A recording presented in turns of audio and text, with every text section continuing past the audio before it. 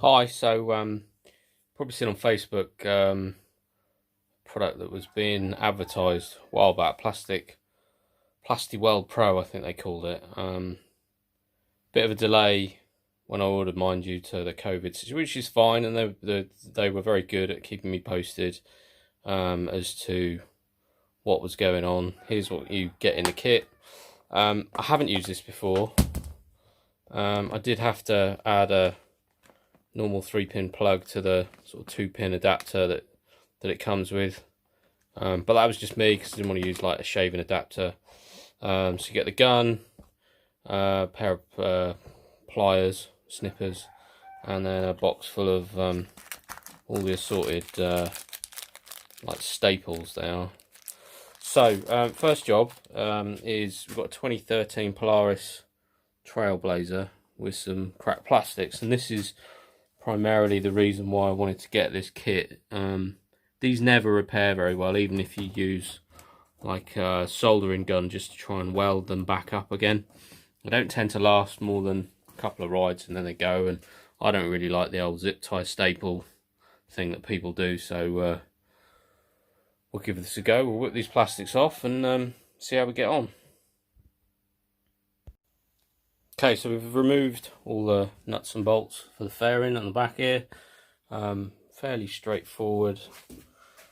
3 either side of the battery tray, 3 either side of there, and this should, with the battery out, just lift off.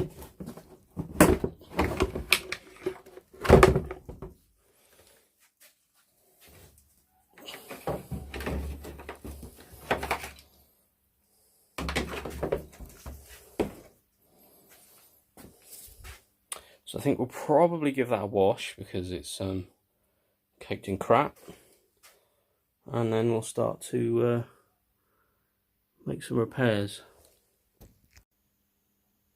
So while those plastics are off drying in the sun at the moment, it's always worth having a good poke around while you got the back end of the quad off, just to see if there's anything that needs some attention. While you got the access, bit of slack in the chain. Everything else doesn't look too bad. Quad doesn't get used very much. It's my son's, and he's quite relaxed about going out on it. But even so, just general maintenance. And it looks pretty good. Those brakes are a bit squealy, which I've never quite figured out what it is. But other than that, probably a grease up. Just take the slack out of that chain and good to go. Okay, so we've got nice clean plastics now, and the first join I'm going to do is just across there.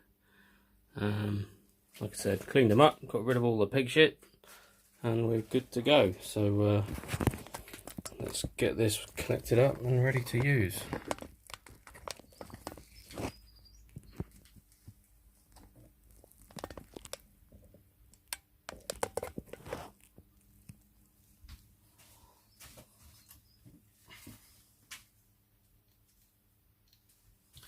Use one of these for the first join, just to go across that lip there.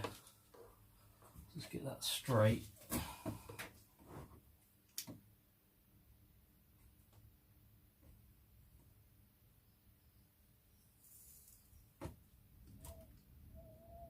Give it a little twist. Let it cool down and pull it out, and that has already done quite a good job. That already feels really solid just across that one joint. I mean, we have got loads to do all across this seam.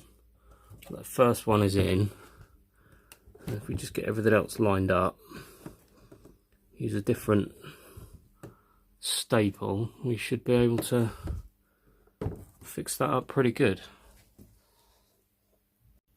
Okay, so the next one we're going to do is right along this seam. You can't quite see because of the shadow. And I'll put one of these sort of V-shaped ones, which look like they'll fit pretty well in there. So let's give that a go.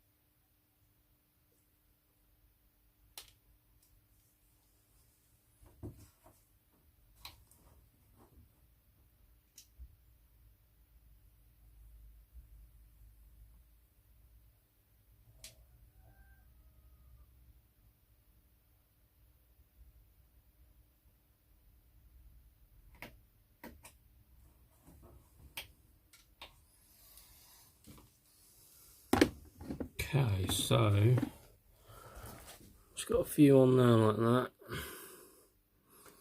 Let's see what it's like from the other side.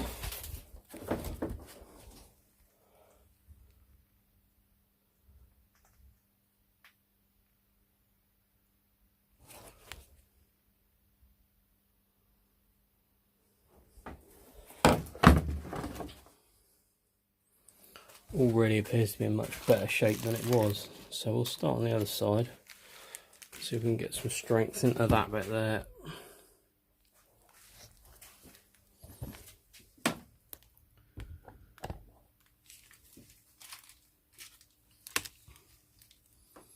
Dead simple to use. Pop those in, not too far, don't have to go all the way down.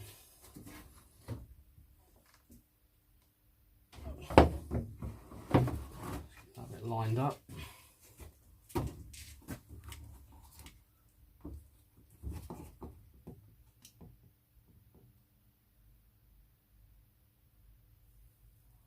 Wait till the glow's red, give it a little press, a little twist,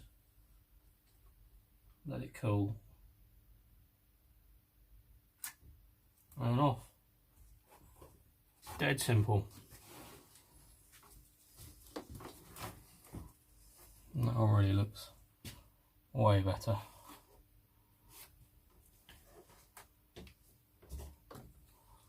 So lots more work to do, get across that corner there, which is why I took the light and the seat latch out. Let's see how we finish up.